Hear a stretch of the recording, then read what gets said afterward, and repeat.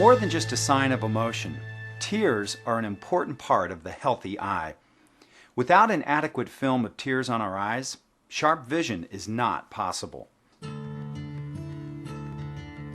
tear film actually consists of 3 layers. An oily layer forms the outermost surface of the tear film, smoothing the tear surface and reducing evaporation of tears. A watery middle layer cleanses the eye and washes away foreign particles or irritants. An inner layer of mucus allows the watery layer to spread evenly over the surface of the eye and helps the eye remain moist. For our eyes to be healthy, we need not only the correct quantity of tears, but the correct quality as well. If there's an imperfection in any one of the tear film layers, then the quality of tears can be affected. The eye has 2 different ways of making tears. It can make tears at a slow and steady rate to keep the eye moist and comfortable, or it can also make large quantities of tears in response to eye irritation or emotion. Sometimes our eyes do not make enough tears, but at other times the quality of the tears is not good enough to keep our eyes healthy and comfortable. These common occurrences lead to a condition called dry eye. Sometimes with this condition, the dryness irritates the eye and excessive tearing may occur. This is because the eye is overcompensating for dryness by producing too much of the watery portion of the tear film. However, the oily and mucus portions of the tear film may also be deficient, which can actually cause the dryness. Many people are perplexed when their doctor tells them that they have dry eye, yet what they see and feel is excessive tearing. The problem is not that there aren't enough tears, but that they don't have the correct quality of tears. For some people, dry eye can be a short-term problem brought on by an environmental factor, such as smoke or wind. For others, it can be a chronic, long-term problem requiring effective treatment so that vision or comfort is not affected.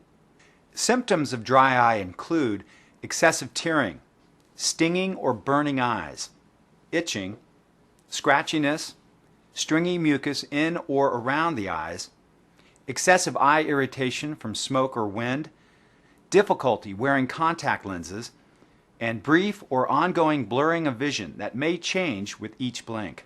Chronic dry eye can be caused by a number of things. Age is one common factor, since tear production normally decreases as we age. Although dry eye can occur in both men and women at any age, women are most often affected, especially after menopause. Another common cause of dry eye symptoms is the use of prescription and over-the-counter medications, such as diuretics for fluid retention or high blood pressure, beta blockers for high blood pressure or heart disease, antihistamines, sleeping pills, anxiety medications, and pain relievers. Certain medical conditions, such as autoimmune diseases, may also cause dry eyes and dry mouth. One common autoimmune condition is called Sjogren's syndrome. Other culprits of dry eye symptoms may include blepharitis or rosacea, eyelid problems that affect the outer, oily layer of the tear film, causing natural tears to evaporate too quickly from the eye. Other more rare diseases may also affect the inner mucus layer of the tear film, preventing the natural tear film from staying on the eye. Your ophthalmologist is usually able to tell if you have dry eye by examining your eyes. Sometimes tests that measure tear production are necessary. One test, called the Schirmer tear test, involves placing filter paper strips under the lower eyelids to measure the rate of tear production under various conditions. Another test uses a diagnostic eye drop to look for certain patterns of dryness on the surface of the eye. I was first diagnosed with dry eyes 5 or 6 years ago, but I really think I had it years before that. My eyes were bothering me, but I didn't put two and two together, so I just never even mentioned it to the ophthalmologist. And finally, when I did, then he diagnosed dry eyes.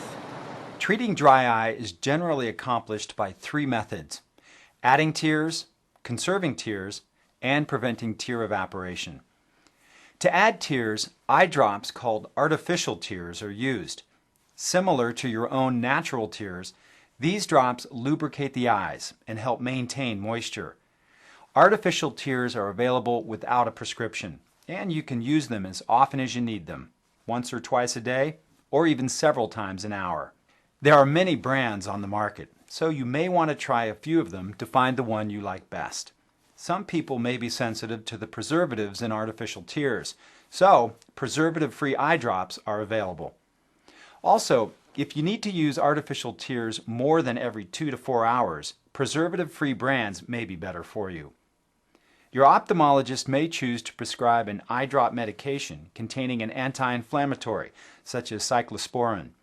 This medication helps to restore not only the right quantity of tears, but also the correct quality of the different tear films. Saving your eye's own tears is another approach to keeping the eyes moist. Tears drain out of the eye through a tiny opening of the tear ducts on the eyelid margin called puncta, then through a small channel into the nose.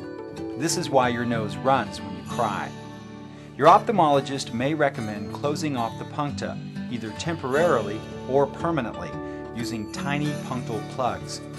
Punctal plugs can be inserted in the lower eyelid, the upper eyelid, or in both eyelids. Using punctal plugs saves your own tears from draining away and helps artificial tears last longer.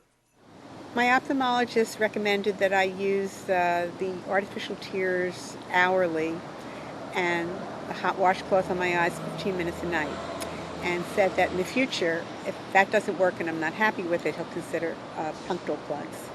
Tears evaporate like any other liquid, but you can take steps to stop the evaporation. First, a person with dry eyes should stay away from anything that causes dryness, like very warm rooms, hair dryers, wind, and smoking. When the indoor heat is on, keep a humidifier or pan of water in the room to add moisture to dry air. When you're exposed to the elements, such as wind and sunlight, wear wraparound glasses to reduce the drying effect of the wind and light. Some people with dry eye complain that their eyes feel scratchy when they wake up. The symptom can be treated by using an artificial tear ointment or gel eye drops at bedtime. Finally, for some people with blepharitis or rosacea, your ophthalmologist may also prescribe an antibiotic ointment, warm eyelid compresses, and/or lid hygiene to relieve your symptoms. Yeah, what the ophthalmologist recommended certainly seemed to work the first month I did it. When I use the artificial tears, I think that helps a lot. I think the washcloth helps a lot. It's certainly better than when I don't. While it is a common and uncomfortable condition, dry eye does not have to interfere with your lifestyle. Talk with your ophthalmologist about treatment options.